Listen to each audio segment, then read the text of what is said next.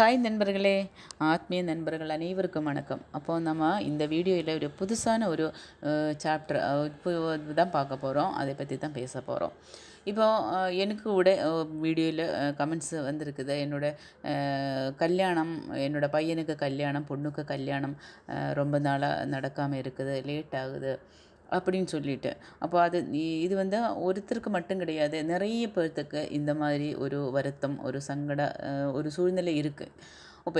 Okay அப்போது அது எதனால வருது, அதுக்கு அதை பற்றி ஒரு புரிதல் இருக்கணும். இருந்தால் தான் அதிலிருந்து வெளிவர முடியும். இல்லாமல் நீங்கள் கோவிலாக போனாலோ, பரிகாரம் பண்ணாலோ, ஜாதகம் பார்த்தாலோ அதுக்கெல்லாம் ஒரு தீர்வு கிடைக்காது. அதுக்கு உண்மையான ஒரு பரிகாரம் என்ன தான் பண்ணணும் அப்படின்னு நான் சொல்கிறேன். வீடியோ தொடர்ந்து பாருங்கள், கடைசி வரைக்கும் பாருங்கள். இதோட தொடர்ச்சியாக இன்னும் நமக்கு நெக்ஸ்ட் வீடியோவில் பேசலாம். ஒரு வீடியோவில் இது சொல்ல முடியாத விஷயம். அதனால் நெக்ஸ்ட் வீடியோவும் இதோட தொடர்ச்சியாக பார்ட் 2 வரும். அதுவும் நீங்கள் பார்க்கணும். அப்போது நமக்கு விஷயத்துக்கு போகலாம் வாங்க. பல பேத்துக்கும் ஏஜ் ஆனாலும் மேரேஜ் ஆகாமல் இருக்குது.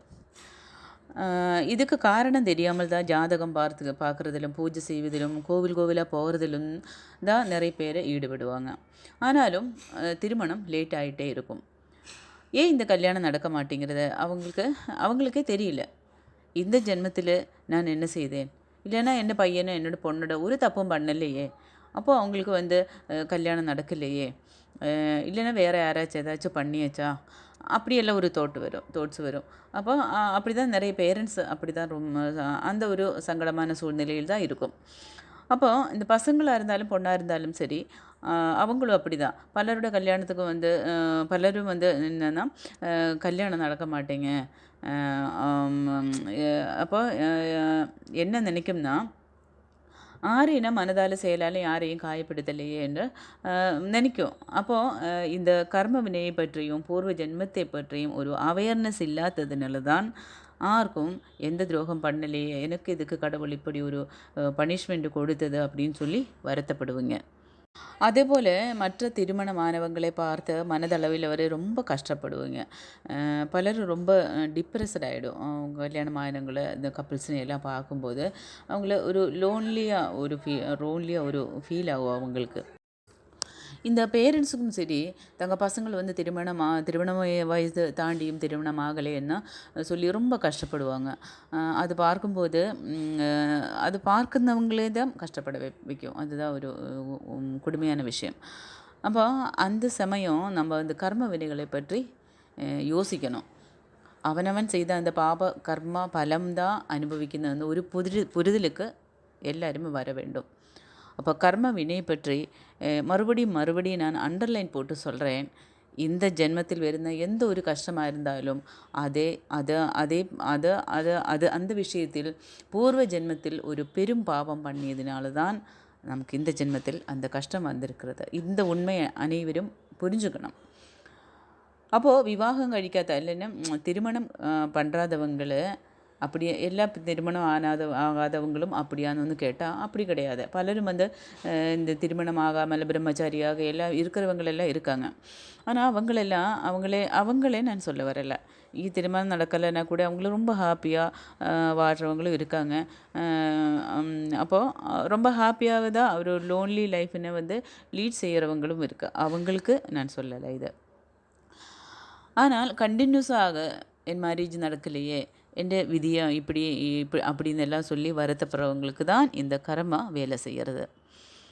ஆரெல்லாம் இந்த திருமணம் வயது தாண்டியும் திருமணம் ஆகாமல் இருக்கிறதோ அவங்க போன ஜென்மம் மற்றவங்களுக்கு திருமண வாழ்க்கையே நல்குவதற்கு அல்லங்கில் அவங்களுக்கு திருமணம் ஆகிறதுக்கு தடங்கலாய் நின்றவங்களு தான். இதுதான் உண்மை. திருமண வயது தாண்டியும் அதுக்கு ஒரு பெர்மிஷன் கொடுக்காமல் தன்னுடைய வீட்டில் இப்போ நம்ம வீட்டிலே வேலைகளுக்காயிட்டு சிலவங்களை நிறுத்தமில்ல. அப்போ அவங்களுக்கு அந்த மாதிரி இருக்கிறவங்களுக்கு ஒரு அடிமைகளாக்கி அவங்களை நிறுத்திட்டு அவங்களுடைய அந்த ஒரு ஜீவிதம், அதாவது நம்மளுக்காக வேலை செய்து கஷ்டப்பட்டு கொடுமைப்பட்டு அப்படி இருக்கிறவங்கள் இருக்குது. திருமணமே பண்ண விடாமல் ஒரு கணவனாவதுக்கோ ஒரு மனைவியாகிறதுக்கோ இல்லைன்னா ஒரு அம்மா ஆகிறதுக்கோ ஒரு அப்பாவாகிறதுக்கோ விடாமல் நம்மளுடைய அந்த துஷ்ட சுபாவத்திൻ്റെ அந்த ക്രൂരതയെല്ലാം അനുഭവിച്ച് அவங்களே ரொம்ப கொடுமைப்படுத்தியிருக்கும். அந்த பாப செயலிൻ്റെ ப்ரைஸ் மணி தான் இந்த ஜென்மத்தில் திருமணமாகாமல் கஷ்டப்படுறது. இப்போது இந்த வீடியோ அப்படி யாராச்சும் பார்க்குறவங்க இருந்தால் அவங்களுக்கு அது ரொம்ப கஷ்டமாகும். அது கஷ்டமாகணும். அந்த வலியும் வேதனையில் நின்று உங்கள் கர்மா அப்போ தான் கரைஞ்சு போகும். ஓகேயா? இல்லைன்னா உங்களை கஷ்டப்படுறதுக்காக நான் இது சொல்லலை. எனக்கு தெரிஞ்சதை உங்களுக்கு சொல்லவில்லைன்னா கூட அது நான் செய்யுന്ന ஒரு பாபகர்மா தான். அதாவது ஒரு விஷயத்தை பற்றி ஒரு அறிவு, ஒரு ஞானம் நம்மளுக்கு இருந்தால் அது மற்றவங்களுக்கு சொல்லாமல் இருக்கிறதும் ஒரு பாபகர்மா தான். அதனால்தான் நான் இது சொல்கிறது. நீங்கள் அது தெரிஞ்சுட்டு நீங்கள் அதிலேருந்து வெளிவரதுக்கு பார்க்கணும். அதெல்லாமல் நீங்கள் ஜாதகம் எடுத்துகிட்டு கோவிலுக்கு போய் அதெல்லாம் தப்பே கிடையாது. ஆனால் அது உண்மைத்தன்மை யாருமே சொல்லி தரமாட்டேன் உங்களுக்கு. இதனால் நான் இது பண்ணால் நீங்கள் அது சரியாகும் அப்படின்னு தான் சொல்லுவோம். ஆனால் அது உண்மையான விஷயம். உங்கள்கிட்ட சில ஆரிலும் சொல்லியவங்களும் இருக்கலாம். ஆனால் உங்களுடைய அந்த கர்மாவோட அந்த தீவிரதை அந்த அளவுக்கு இருக்கங்காட்டி தான் உங்களாலே அதை அக்செப்ட் பண்ண முடியாமல் போகிறது. ஓகேங்களா? இப்போ எனக்கு தெரிஞ்ச இந்த ஒரு விஷயந்தான் நான் ஓப்பனாக சொல்லும்போது பல பேருக்கு அதை அக்செப்ட் செய்ய முடியாது. அது உண்மைதான். அது எனக்கு தெரியும். உண்மைகள் எல்லாம் அப்படிதான் நண்பர்களே. அது உண்மையான ஒரு விஷயம் நம்ம சொல்லும்போது அது அது எப்படின்னா ஒரு ஹக் பண்ணுறது போலையோ, இல்லைன்னா ஒரு கிஸ் பண்ணுறது போலையோ, இல்லைன்னா செக்ஸ் பண்ணுறது போலையோ அந்த அளவுக்கு அவ்வளோ ஒரு நல்ல ஒரு ஃபீல் கொடுக்காது. உண்மை அப்படின்னா நம்ம இதயத்தில் ஒரு பெரிய ஒரு காயம் ஏற்படுற அந்த ஒரு ஃபீலாக இருக்கும். அதுக்கு ஒரு நல்ல ஒரு அனுபவம் இருக்காது அது. ஓகே. அப்போ நண்பர்களே, அதனால்தான் உண்மைகளை உணர்றதுக்கு இந்த உலகம் தயாராகாமல் இருக்கிறது. இந்த உலகத்தில் எப்படின்னா ஒரு 99% ஆளுங்களும் உண்மை தேவையில்லை. அவங்களுக்கு தேவையில்லை அது. உண்மைன்ற ஒரு தேடல் யாருக்கும் இருக்காது. இல்லை, அதுதான் கரெக்டு.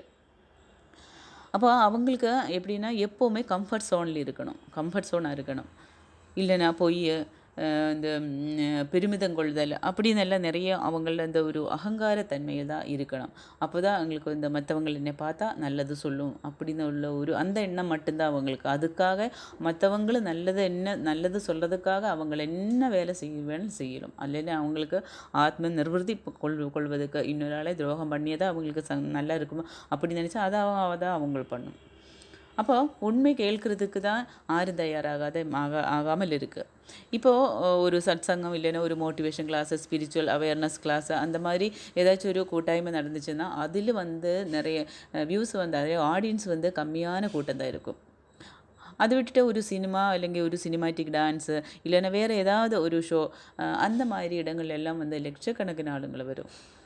அப்போது உண்மைகளே எடுத்து பேசுன ஒரு சேனலோ இல்லைன்னா ஒரு மோட்டிவேஷன் சேனலுக்கோ ஒரு 1000 சப்ஸ்கிரைபர்ஸ் வர்றதுக்கே ரொம்ப கஷ்டம்தான். அது ரொம்ப லேட் ஆகுது. ஆனால் அதே சமயம் வேறு ஏதாவது ஒரு day to day home tour, reels, secret live chatting எல்லாம் இருக்குமே அந்த மாதிரி அப்படிங்கிற எல்லாம் சேனலுக்கெல்லாம் மில்லியன்ஸ் வியூஸ், மில்லியன்ஸ் சப்ஸ்கிரைபர்ஸ் அதெல்லாம் இருக்கும். அப்போ மக்கள் எல்லாம் அதில் தான் ஈடுபட்டு அவங்களுடைய அந்த என்ஜாய்மெண்ட் லைஃப்பை என்ஜாய் பண்ணிகிட்ருக்குது. அப்போ அந்த என்ஜாய்மெண்ட்டுக்கு இடையில் ஏதாச்சும் ஒரு கஷ்டம் இருந்தால் அவங்களுக்கு அது தாங்க முடியல. அப்போது நல்ல விஷயங்களை தெரியறதுக்கும் நல்ல காரியங்களை தெரிஞ்சுட்டு நம்ம லைஃபினே ஒரு கம்ஃபர்ட் ஜோனுக்கு கூட்டிகிட்டு போகிறதுக்கும் யாரும் தயாரில்லை. இதுதான் உண்மை. அப்போ இதில் என்ன புரியுதுன்னா மக்களுக்கு எப்போதும் என்ஜாயாக இருக்கணும். ஒரு பிரச்சனை எங்களுக்கு வரக்கூடாது. அதுக்கிடையில் ஒரு பிரச்சனை வந்தால் அதுக்கு மற்றவங்கள தான் காரணம். என்னாலே இல்லை, நான் எல்லாம் தான் கரெக்டாக தான் பண்ணுறது. அது என்னோடய பிரச்சனையும் இல்லை, மற்றவங்களால தான் வருது. இது இன்னொருத்தருக்கு மேலே அதை திணிக்கிறதுக்கு தான் பார்க்குறேன். பார்த்துட்டு நீங்கள் கம்ஃபர்ட் ஜோனில் உட்காரதுக்கு பார்க்குறேன். அப்போது யாரோ ஒரு ஆள் இப்போ ஒரு உண்மை எடுத்து பேசினால அவங்கள்ட இப்போ யூடியூப் சேனலை பார்த்துக்கோங்க. அதுக்கு கீழே போய் பாருங்கள். அவங்களோட வீடியோ அவங்கள ரொம்ப கழுகி ஊத்துறவங்களே தான் இருக்கும். நிறைய விமர்சனம் பண்ணி ரொம்ப சீப்பாக அவங்கள பேசி அப்படி தான் நிறைய பேர் இருக்கும். அப்போ மோசமான விமர்சனம் பண்ணி கமெண்ட் போடுறது இதுதான் அவங்களுக்கு வேலையாக அதே ஒரு வேலையாக ஒரு கும்பல் இருக்குது. இப்போது இதெல்லாம் சொல்கிற என்னை கூட விமர்சிக்கலாம். But I don't care.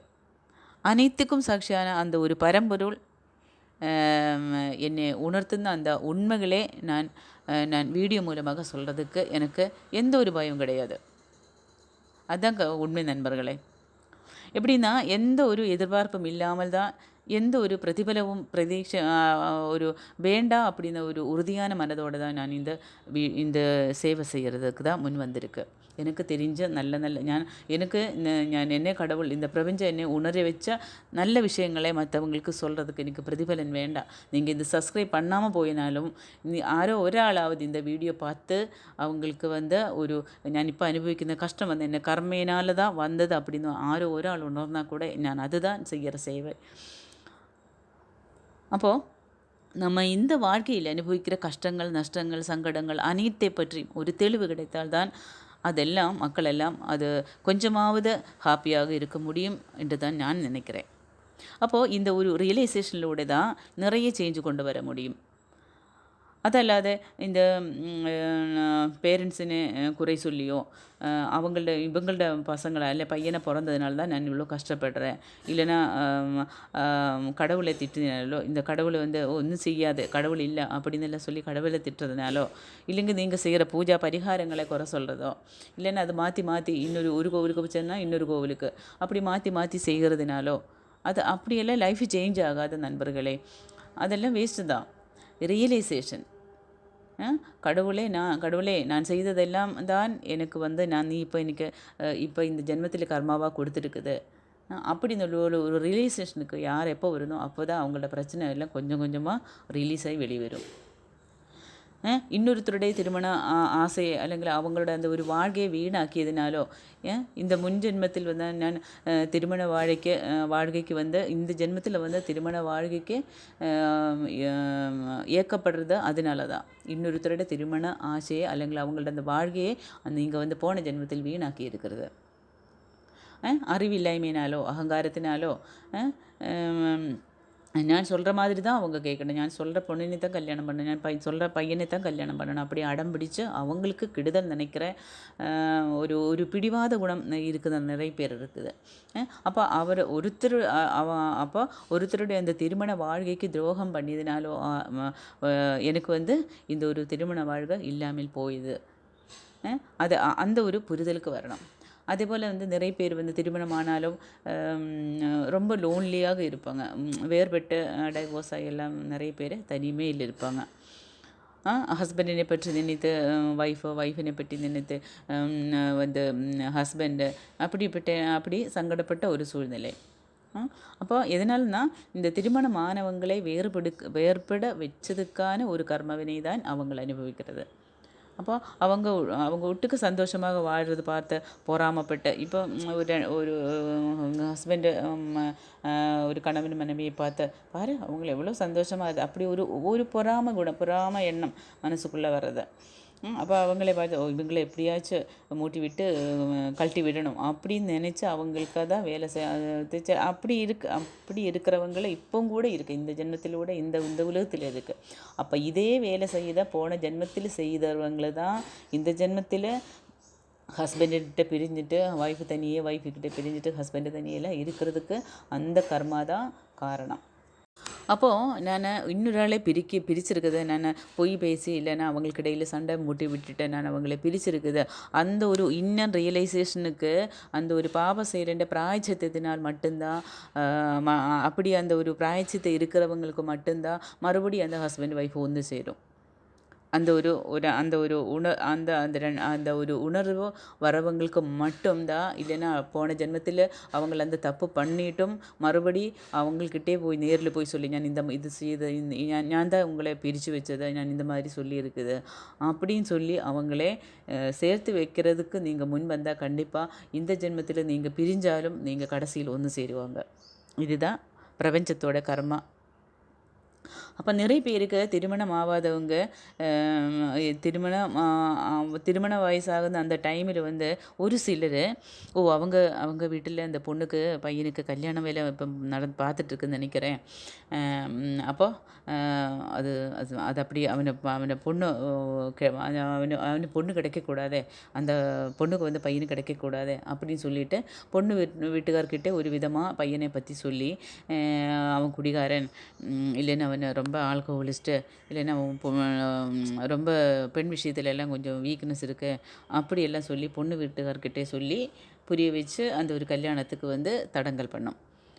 இல்லைன்னா பொண்ணினை பற்றி மோசமாக பையன் வீட்டுக்காரர்கிட்டே சொல்லி அந்த பொண்ணு சரியில்லை, நீங்கள் உங்கள் வீட்டுக்கு அந்த பொண்ணை கூட்டிகிட்டு வராத, உங்கள் குடும்பமே பிரித்து வச்சிடும் அப்படின்னு எல்லாம் சொல்லி அந்த பொண்ணோட வாழ்க்கையை கெடுத்துறது.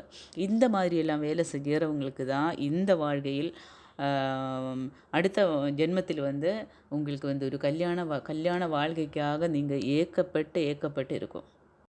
அப்போது இந்த ஜென்மத்தில் திருமணம் ஆகாமல் கஷ்டப்படுற அந்த பையனோ பொண்ணோ அவங்களுக்கு பேரண்ட்ஸ் இருக்குமில்ல, அந்த பேரண்ட்ஸுங்களும் அப்படி தான்.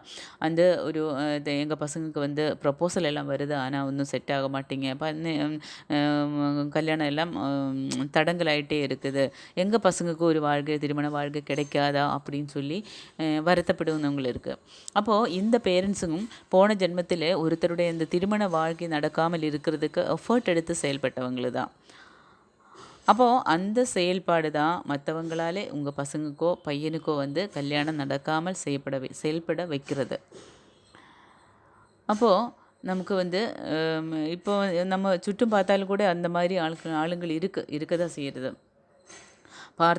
அந்த பார்க்காத விஷயம் பார்த்தன்னு சொல்கிறதும், இல்லைன்னா இருக்காத ஒரு விஷயத்தை இருக்குதுன்னு சொல்லி அந்த பொய் வதந்திகளை பரத்தி ஒரு ஆளோட வாழ்க்கையை வந்து நாசம் பண்ணுறவங்களுக்கு தான் இந்த மாதிரி ஒரு கர்மா செய்கிறோம். அதனால் என்ன சொல்ல வரேன்னா, இந்த ஜென்மத்தில் நாம் எந்த கஷ்டம் அனுபவிக்கிறதோ அதுதான் நாம் செய்தது தான் அந்த ஒரு கஷ்டம் இப்போது அனுபவிக்கிறது.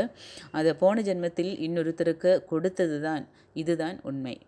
இப்போது உதாரணத்துக்கு சொன்னால், நீங்கள் இப்போ ஒரு இடத்துல வேலை செய்கிறேன், நீங்கள் வந்து ஒரு மாதம் ஃபுல்லாக கஷ்டப்பட்டு வேலை செய்கிறேன், அதுக்காக நீங்கள் எஃபர்ட் எடுத்து வேலை செஞ்சுட்டு இருக்குது. இப்போ மந்த் எண்டில் இல்லைன்னா அடுத்த மாதம் மந்த் ஸ்டார்டிங்கில் உங்களுக்கு வந்து சாலரி வருது. இப்போ இந்த சாலரி வரும்போது இது வந்து இந்த சாலரி நீங்கள் வேலை செய்கிறதுக்கு உங்களுக்கு அந்த கம்பெனி கொடுக்குற ப்ரைஸ் மணி. அப்போ அது உங்கள் அக்கௌண்ட்டுக்கு தான் வரணும், இன்னொரு அக்கௌண்ட்டுக்கு போனால் அது தப்பா? அப்போ நீங்கள் அது சும்மா இருப்பீங்களா? அப்போ நீங்கள் ஒரு மாதம் ஃபுல்லாக வேலை செய்கிறது, அதுக்கு வந்து கூலி வந்து அதாவது சம்பளம் வந்து இன்னொரு ஆள் வாங்கும்போது அது நியாயமான ஒரு விஷயம் கிடையாது. அப்போது அதே மாதிரி தான் இப்போ போன ஜென்மத்தில் நம்ம செய்த வச்ச அந்த வேலைகளுக்கு எல்லாமே இந்த ஜென்மத்தில் கிடைக்கிற அந்த ஒரு ப்ரைஸ் மணி தான் நமக்கு இப்போ வர எல்லா விஷயங்களும், நல்லதும் சரி கெட்டதும் சரி கஷ்டங்களும் சரி நஷ்டங்களும் சரி எதாக இருந்தாலும். அப்போது அதுதான் கடவுளும் அந்த இந்த உங்கள் கம்பெனி ஓனர் செய்தது தான் கடவுளும் செய்கிறது. கடவுளுக்கு எப்போவுமே ஓனர் கூட தப்பலாம், ஆனால் கடவுளுக்கு தப்பவே தப்பாது. அது கரெக்டான அவங்கள அக்கௌண்ட்டுக்கு தான் உங்கள் சேலரியை போட்டு விட்டுட்டே இருக்கும். அதாவது எத்தனை ஜென்மம் எடுத்தாலும் அத்தனை ஜென்மத்துக்கும் நீங்கள் செய்கிற அந்த வேலைக்கே கடவுள் கரெக்டாக சேலரி உங்கள் அக்கௌண்ட்டுக்கே போட்டுவிடும். இதுதான் கரெக்டான ஒரு ஃபார்மேட். அப்போது நான் அவளோட கல்யாணம் முடக்கி அப்படின்னு சொல்லி ரொம்ப ஆட்டம் போடுறவங்க இருக்குது. நான் அவன் என்கிட்ட இப்படி செஞ்சேன், நான் திருப்பி அந்த மாதிரி அப்படி செஞ்சுருக்கு, அவனுக்கு அப்படி செஞ்சுருக்குது அப்படின்னு சொல்லிட்டு ஆட்டம் போடுறவங்களுக்கு இருக்குது. அப்போது இந்த ஒரு உண்மைத்தன்மையை உணர்ந்து நீங்கள் செயல்படணும் தான் சொல்ல வரேன். அதாவது இந்த ஆட்டம் எல்லாம் முடிச்சுட்டு ஒரு எண்ட் லைன் இருக்குது நமக்கு, கடைசியில் ஒரு மரணம். அந்த ஒரு மரணத்துக்கு அப்புறம் அங்கே பரமாத்மாவுக்கிட்டே நமக்கு ஒரு வாழ்க்கை இருக்குது. அதை பற்றி நீங்கள் வந்து புரிஞ்சுக்கணும்.